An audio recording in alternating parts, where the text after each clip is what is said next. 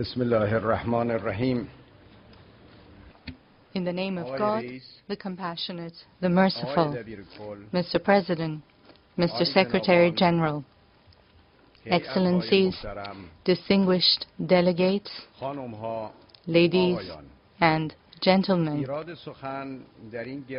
it is a special privilege to address this historic gathering. The participation of many world leaders in this first ever meeting of the Assembly on Nuclear Disarmament is indeed a clear manifestation of the wide support for this important subject.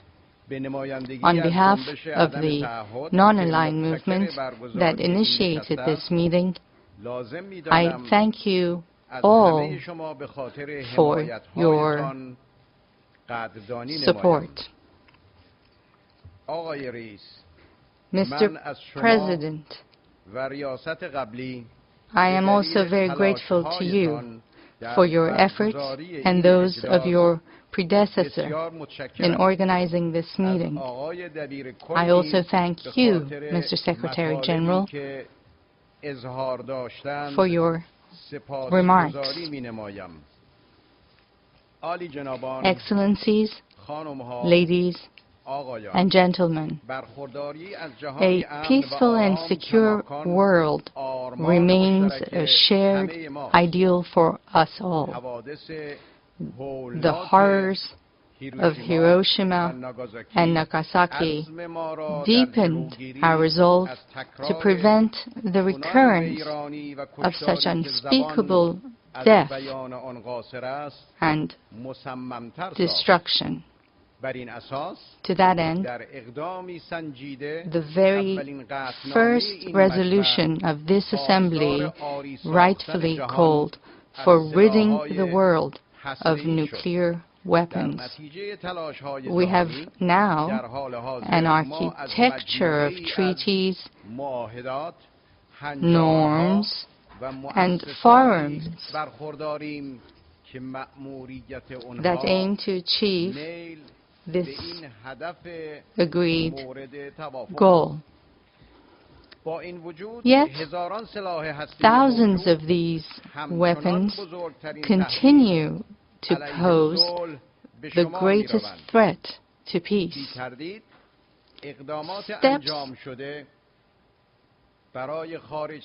for de-targeting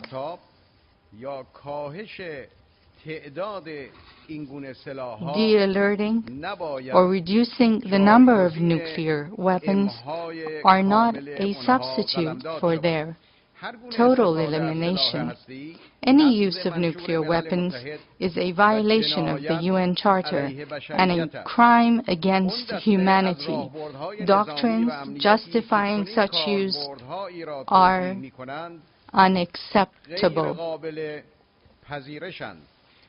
Likewise, threatening non-nuclear weapon states with nuclear weapons should end.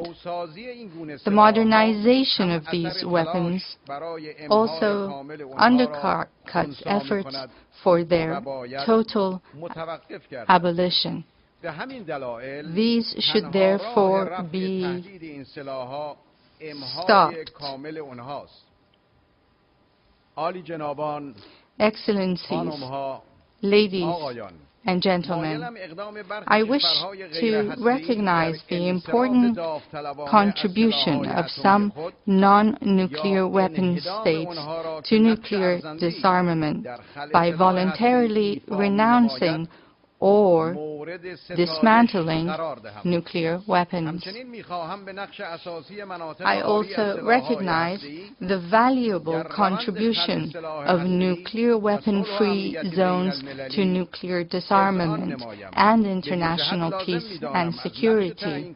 I commend the seminal role of non-nuclear weapon states, particularly the NAM states, which make up the bulk of these zones.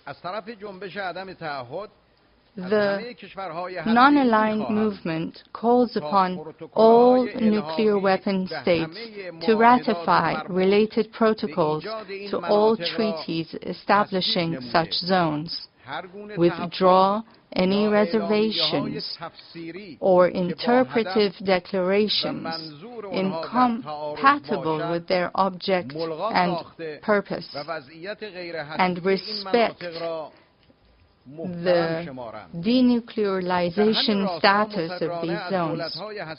NAM urges the early signing and ratification by the nuclear weapon states of the protocol to the Treaty on Southeast Asia Nuclear Weapon-Free Zone and its related documents without reservations.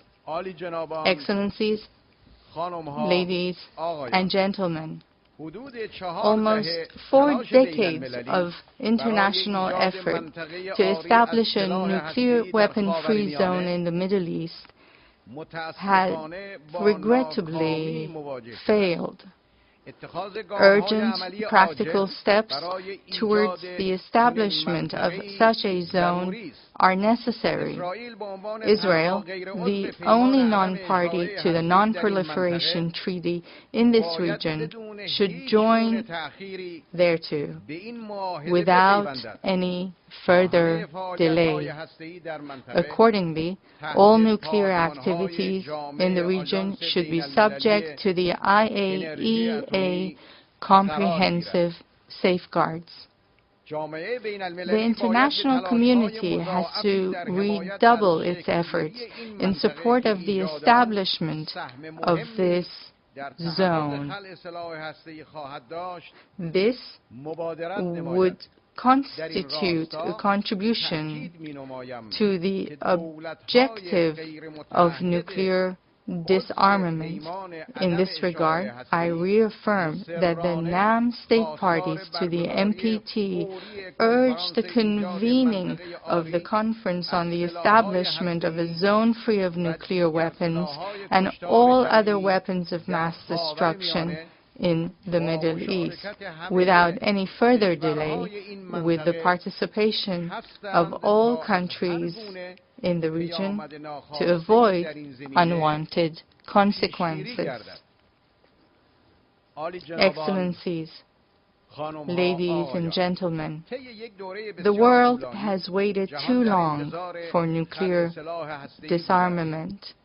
The indefinite possession of nuclear weapons cannot be tolerated, nor can their complete elimination be further delayed.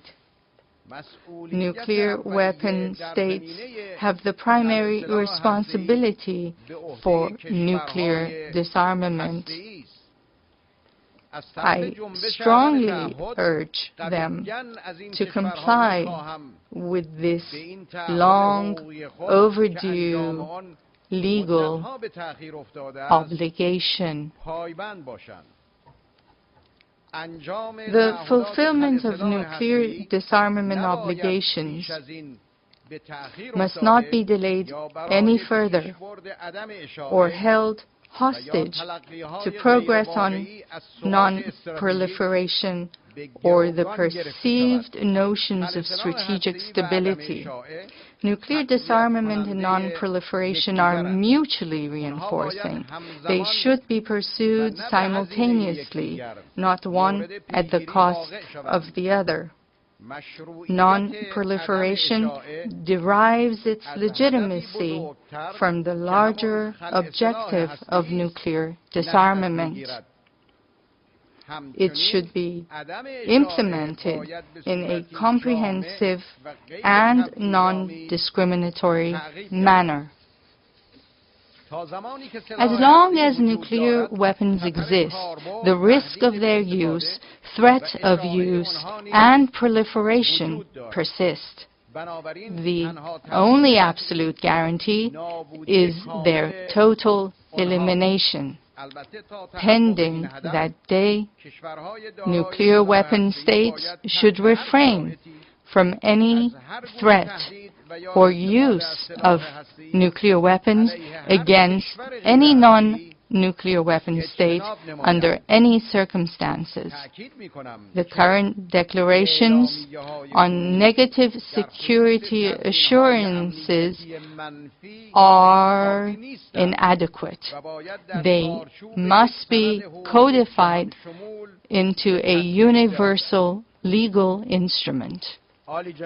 Excellencies, ladies and gentlemen, nuclear disarmament remains our highest priority. To take forward the nuclear disarmament agenda, the non-aligned movement proposes, therefore, the following roadmap.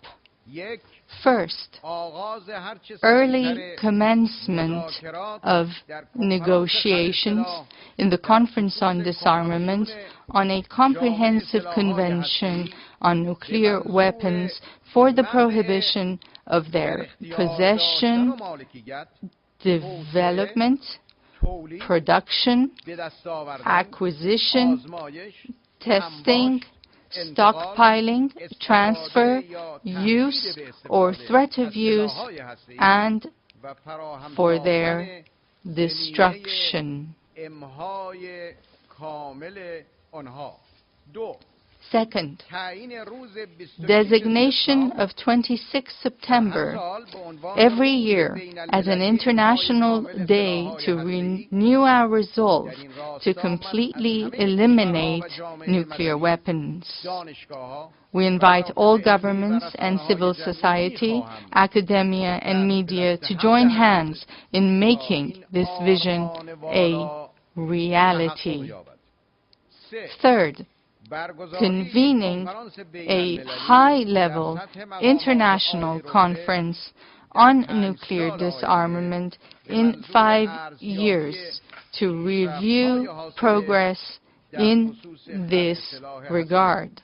The movement will present a resolution to this Assembly regarding this roadmap.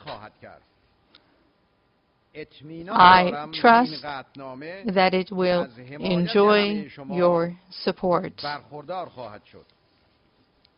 Excellencies, ladies and gentlemen, no nation should possess nuclear weapons.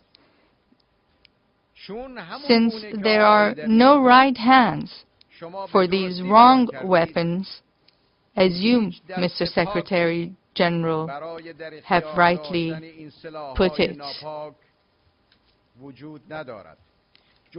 NAM is determined to make every effort to realize the vision of a nuclear weapon-free world without further delay. Instead of nuclear weapons, let us invest in development and in eradicating poverty, ignorance, and diseases. Let us bestow upon future generations a nuclear weapon-free world. This is their right and our responsibility. Let us prove that we are the United Nations, nations united for peace. I thank you, Mr. President.